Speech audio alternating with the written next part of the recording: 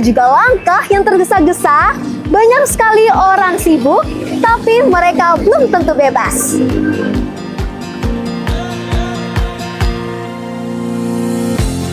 Terkadang kita lupa, yang paling berat bukanlah tekanan dari luar, melainkan suara dari kepala kita yang tak henti menuntut.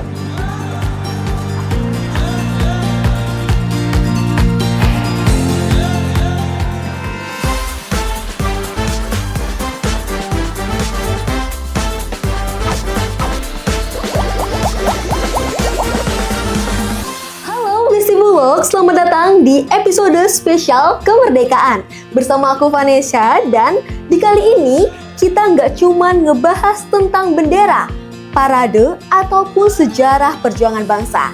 Kita mau ngobrol sesuatu yang lebih dekat dan juga sering terlewati, yaitu terkait soal kemerdekaan di dalam diri kita sendiri. Dan pernah nggak sih Besti Bulog di sini kayak hidup nih merasa di bawah tekanan ataupun dipenuhi dengan ekspektasi, overthinking, luka lama yang belum sembuh, sampai suara di kepala yang terus menuntut. Nah, kali ini kita akan bahas bagaimana caranya memerdekakan diri dari semua itu. Bareng narasumber kita kali ini, yakni seorang mindfulness practitioner yang udah bantu banyak reconnect sama dirinya sendiri, yakni kita sambut narasumber kita, yakni Mbak Raden Prisya.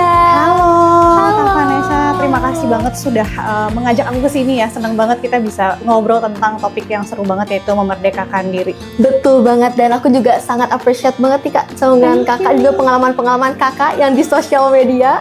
Terima kasih banyak. Oke, Kak, ini aku boleh manggil Kakak sebagai? Boleh panggil aku Mbak Pi aja supaya nggak belibet ya.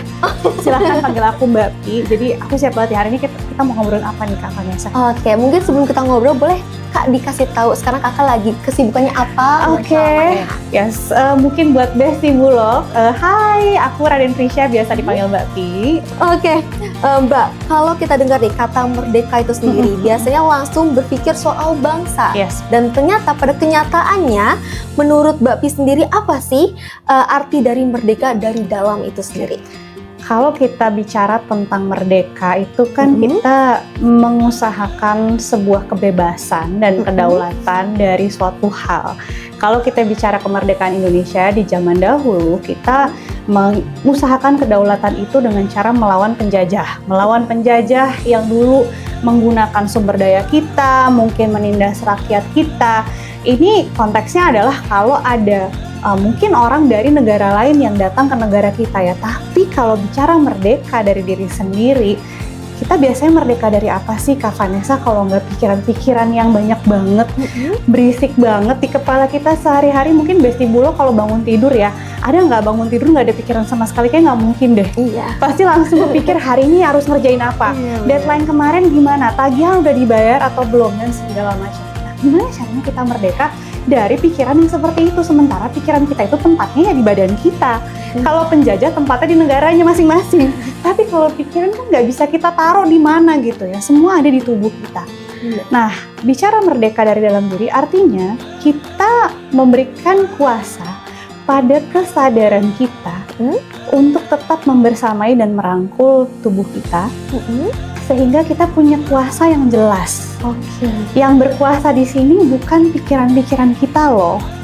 Kita dengan ada overthinking, apakah kita harus ngikut kemanapun dia pergi? Bayangin kalau ada pikiran overthinking terus kita ikutin ya. Oh, dari pikiran pagihan terus ke bertua, terus habis itu ke misalnya lagi kuliah, mungkin tugas. Bayangin betapa lamanya tuh kalau kita mau ngikutin pikiran kita yang overthinking itu. Tapi di sini kita bisa menyadari. Kita bisa menyadari dan memperbolehkan aja dia ada di sana. Oke Mbak Pi, nah ini berkesinambungan dengan apa yang telah disampaikan oleh Mbak Pi tadi. Penting banget nih untuk generasi sekarang dan juga anak-anak muda khususnya untuk memerdekakan dirinya sendiri. Seperti yang kita ketahui bahwasanya kalau misalnya anak Gen Z zaman sekarang kan ya Mbak ya, sering banget nih overthinking sedikit, pasti akan berpengaruh ke dalam kehidupannya mereka juga. Nah, menurut Mbak Pi ini gimana nih Mbak? Oke, buat teman-teman Gen Z di sini, aku mau pesen jangan kebanyakan scrolling sosial media. Kenapa? Karena nanti kamu akan mematok kesuksesan hidupmu itu dengan suksesnya orang lain. Karena nggak ada yang bisa jamin resep orang lain itu akan bekerja di dirimu sendiri. Nah, dari situ aja kita udah bisa melihat bahwa yang dibutuhkan itu sebenarnya adalah waktu dengan diri kita sendiri. Gimana kita memerdekakan diri kita? Rawat dulu diri kita. Sebenarnya misalnya Kak Vanessa hari-hari butuhnya apa sih? Apa dia butuh olahraga? Olahraganya apakah yang high impact atau yang low impact atau yang medium? Let's say tiap orang aja tuh bisa berbeda-beda. Fokus merawat dirimu dulu dan harus punya batasan dengan hal-hal yang tidak memberdayakan hidupmu. Contoh scrolling. Yang sering terjadi sekarang, kita tuh nggak bisa diem. Benar. Kita nggak bisa diem. Kalau udah nganggur dikit nih, pasti otaknya akan mencari dopamin lagi, mencari distraksi lagi, mencari sensasi lagi. Nah, kalau kita seperti ini, kita akan sangat sulit merdeka dari diri kita sendiri, dari pikiran-pikiran kita sendiri. Mungkin aku menyebutnya merdeka bersama diri sendiri ya. Karena kalau mau merdeka, kita harus kenal dulu siapa diri kita. Kita harus tahu dulu apa yang dia butuhkan. Dan kita dengan belajar bisa merawatnya sesuai kebutuhannya. Mudah-mudahan pikiran-pikiran itu bisa kita rangkul. Dan akhirnya kita bisa menjalani hidup dengan lebih santai, lebih tenang, dan lebih merdeka. Oke, karena kalau misalnya Gen Z sendiri bisa kayak standar sosmed nih, Nah, gitu. itu dia Ada sih, standarnya sendiri. Berbahaya sebenarnya. Iya, ada Berbahaya overthinking. sebenarnya. Karena termasuk diriku sendiri. Aku sebagai Gen Z juga yang terkadang juga scroll juga. Iya. Misalnya ada rasa overthinking dan lain sebagainya. Pasti akan berpengaruh ke dalam pikiranku. Nanti kalau misalnya nge-scroll ada yang sama misalnya lagi. Iya. Kok kadang-kadang kan kalau misalnya nge-scroll sosmed itu kan kita lagi merasa apa tiba-tiba muncul. Yes, dan relate tuh ya, nyaman Iya. banget, rasanya kayak diakui, kayak Kayak di-acknowledge diakui, gitu. Jadi akan berpengaruh, Iya. benar sekali. Oke Mbak Pi, nah kalau dari Mbak Pi sendiri ada nggak sih Mbak latihan sederhana yang bisa ataupun nantinya Bestibulog bisa coba nih untuk memulai memerdekakan dirinya sendiri? Oke, jadi aku mau berangkat dengan latihan nafas dulu ya. Jadi ini sangat mudah, terutama buat teman-teman Gen Z, adik-adik Gen Z yang pasti sibuk banget hari-harinya. Namanya adalah nafas 478. Waduh, apa tuh Nah, Kak? 478 ini 4 hitungannya tarik, 7 hitungannya tahan, 8 hitungannya buang. Dilakukannya kapan saja. Tadi lagi nunggu nih hari ini kita ngobrol, boleh nafas. Nungguin ojek online, boleh nafas. Toh orang-orang nggak perlu ada yang tahu kita lagi bernafas. Jadi kalau mau dicoba, silahkan bareng sama aku ya, Kak Vanessa, kita cobain saat ini ya. Pasang posisi duduk yang nyaman aja, tapi mau sambil berdiri, mau sambil duduk, mau sambil jongkok, kalau nyaman juga nggak apa-apa.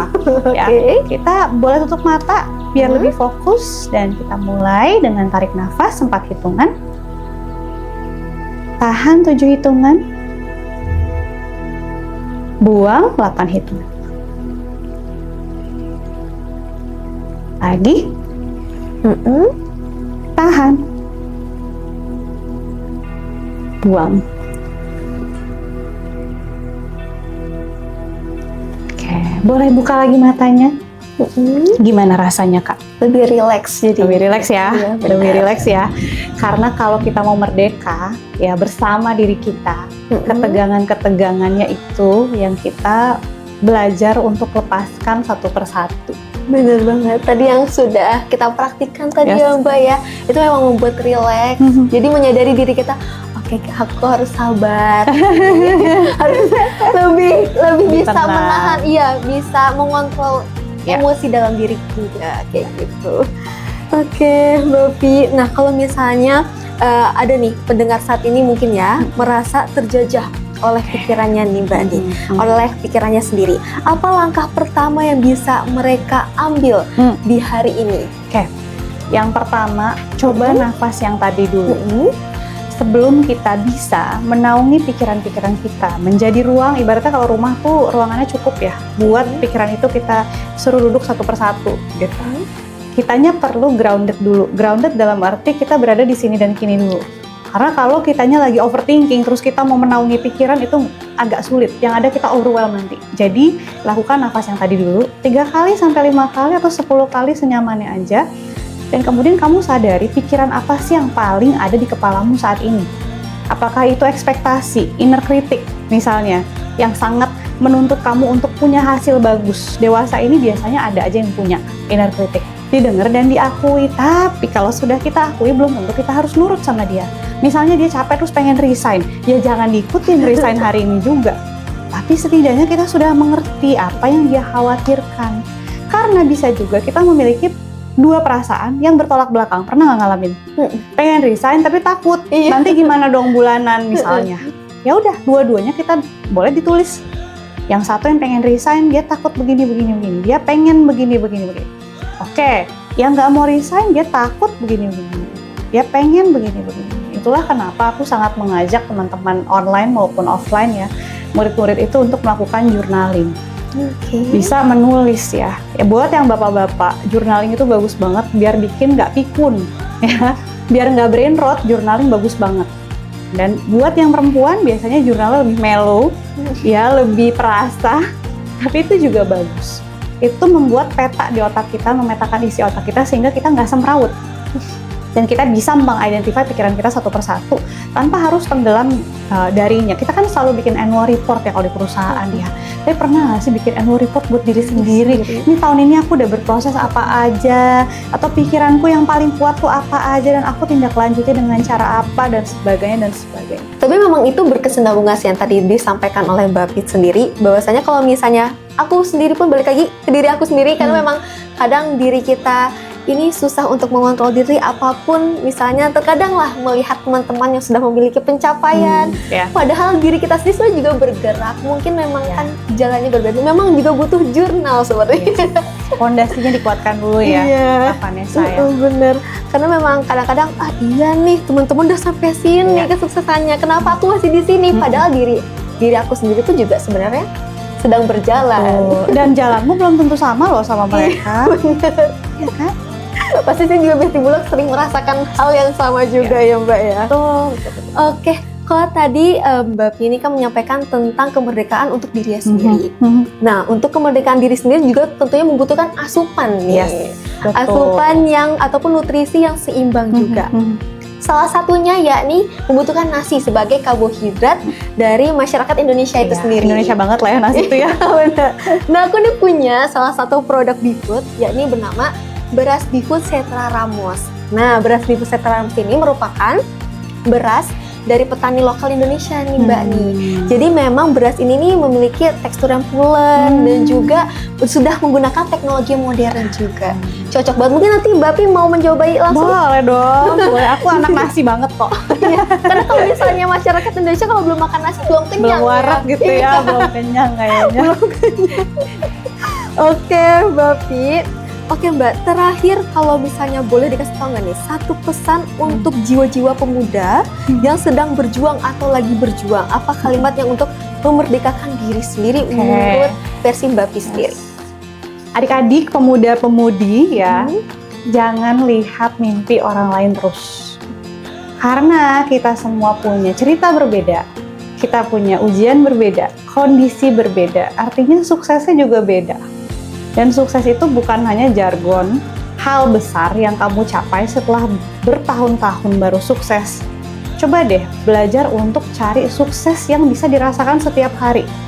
Small wins. Oke, hari ini suksesku adalah bisa olahraga. Besok suksesku adalah aku bisa sedekah. Besoknya lagi suksesku adalah bisa bangun pagi misalnya. Jadi kamu terus-menerus fokus dengan dirimu sendiri dan selalu ada ruang untuk merasakan kemenangan tersebut. Jangan sampai kita fokus ngelihat keluar, tapi ke dalam enggak. Dan akhirnya yang kita kejar adalah mimpi masyarakat, mimpi orang. Percaya deh, kalau misalnya kamu cari mimpi orang lain, belum tentu kamu happy juga menjalaninya. Dan kalau kita semua carinya ujung-ujungnya bahagia. Dan bahagia itu adalah merdeka yang berasal dari memahami diri sendiri. Wah, obrolan bersama Mbak Pi di episode kali ini tentunya sangat dalam sekali, insightful.